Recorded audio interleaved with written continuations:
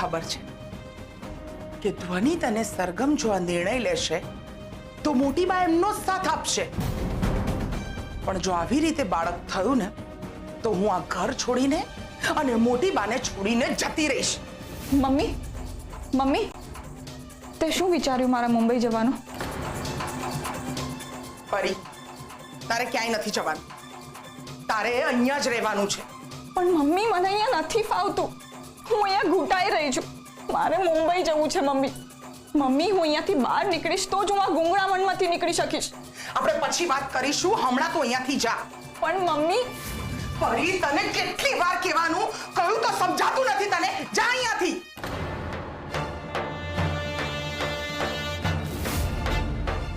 હું નથી સમજતી કે મમ્મી? ઘણી વાર મમ્મીને સમજાવી બહુ જ અઘરી છે.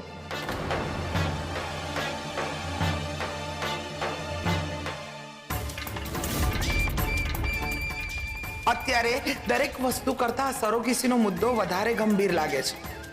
ના ના ના ના, હું આવું નહીં થવા દઉં.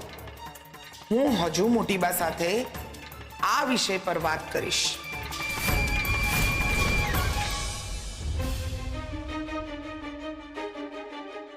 મોટી બા, હા,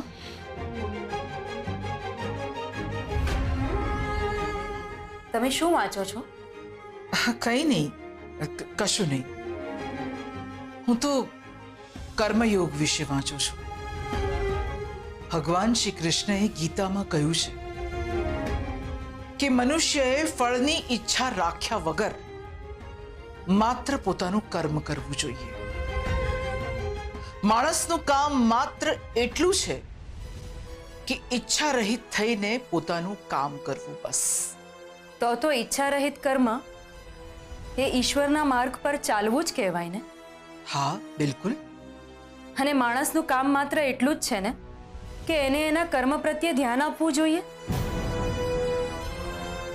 તો હું પણ મારું કર્મ કરવા જ માંગુ છું, એ પણ ઈચ્છા રહિત. કોઈ અપેક્ષા રહિત કર્મ એ પણ ઈશ્વરના માર્ગ પર ચાલવું જ થયું ને?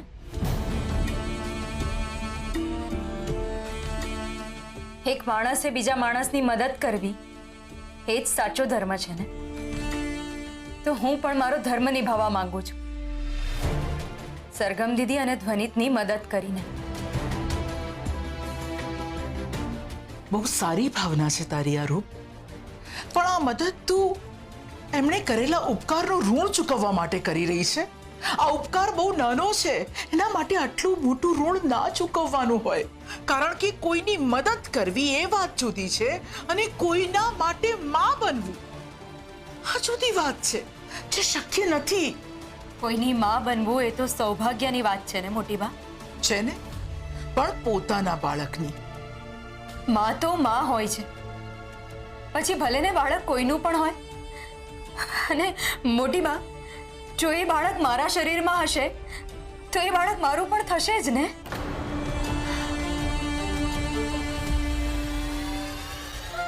કેટલી મોટી વાત કરી દીધી તે બેટા.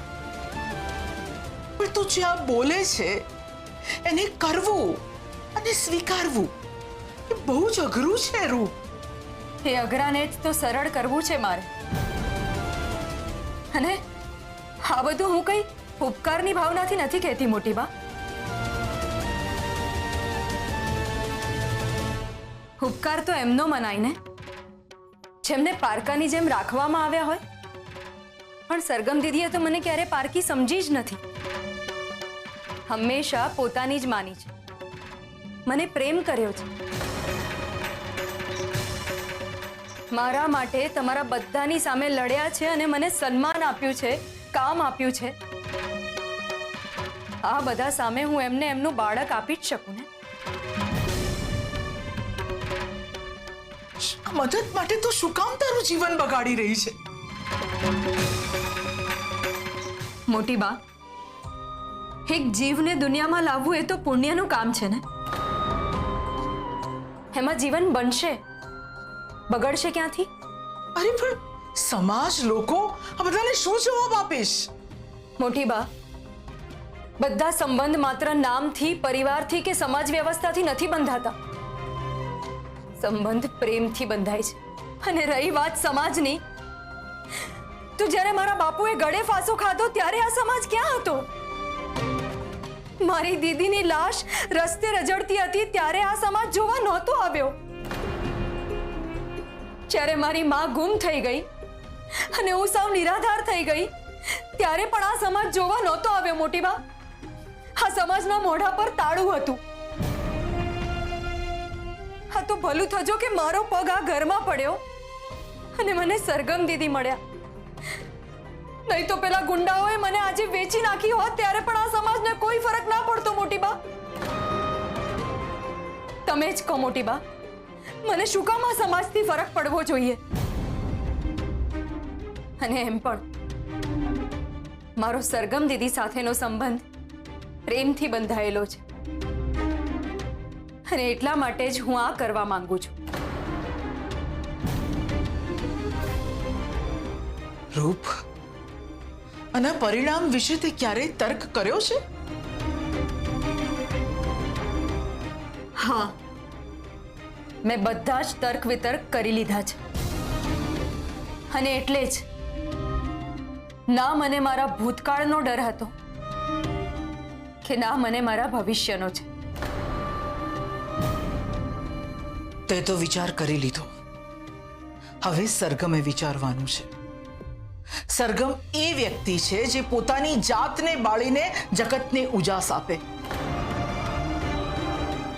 હવે એને જોવાનું છે કે એને તારો આ નિર્ણય સ્વીકાર્ય છે કે નહીં.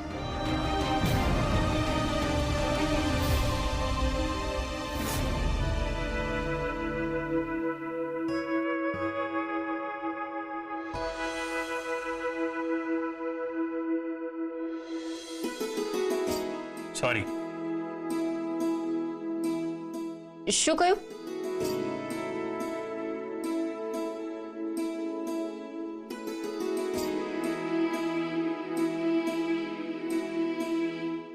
સોરી.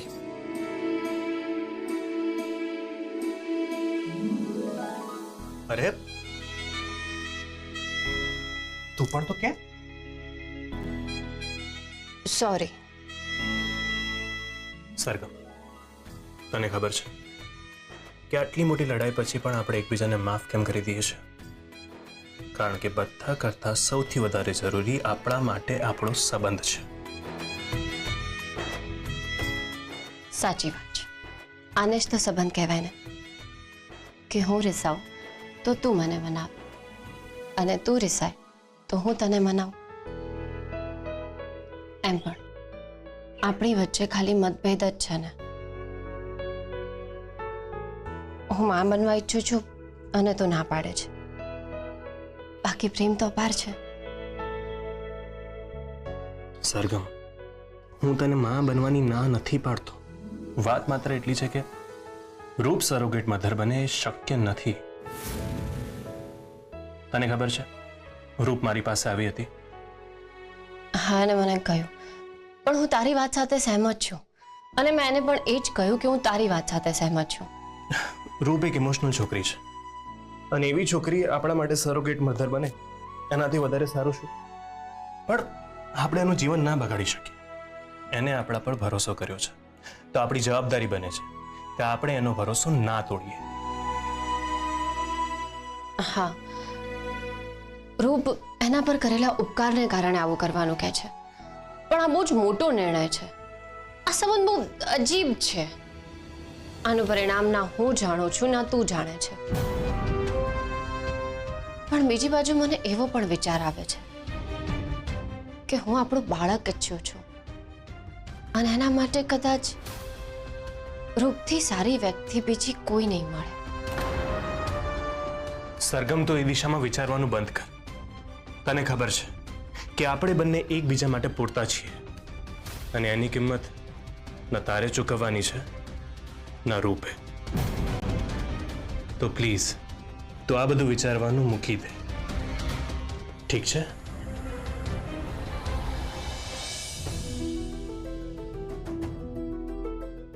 ચિરાગ, લે બેટા, તને આ બહુ ભાવે છે ને?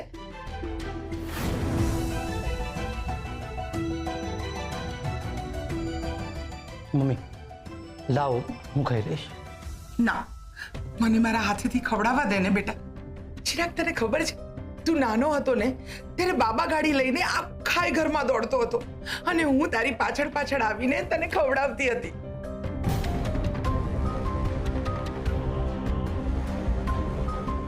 મમ્મી તું એમ કહીશ કે વાત શું છે?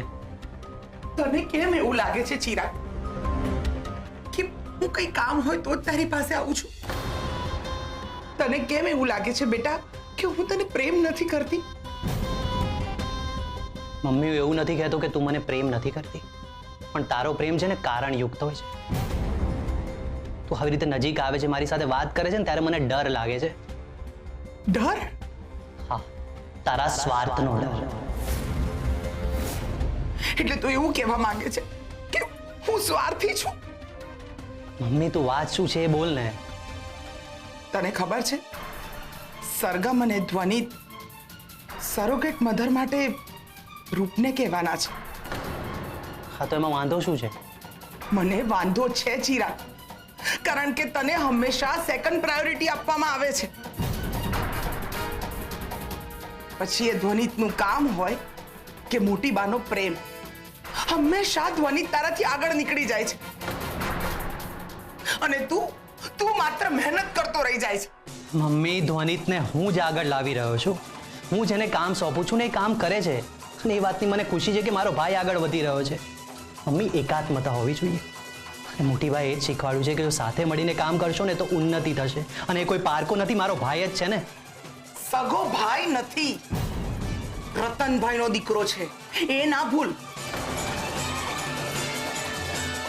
અને ચિરાગ, એક માં તરીકે મને એવું ન થાય કે તારું ઘર વસે, તારું બાળક આવે અને તારું સંતાન આ ઘરનો વારસ બને.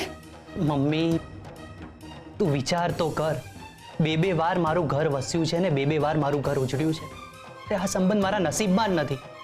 અને રહી વાત બાળકની, તો એ ધ્વનિતનું હોય કે મારું હોય શું ફરક પડે છે? અરે હું ખુશ છું ધ્વનિતના બાળકથી, એટલે તું જે કહે છે એ ક્યારેય શક્ય નહીં થાય. બસ મમ્મી.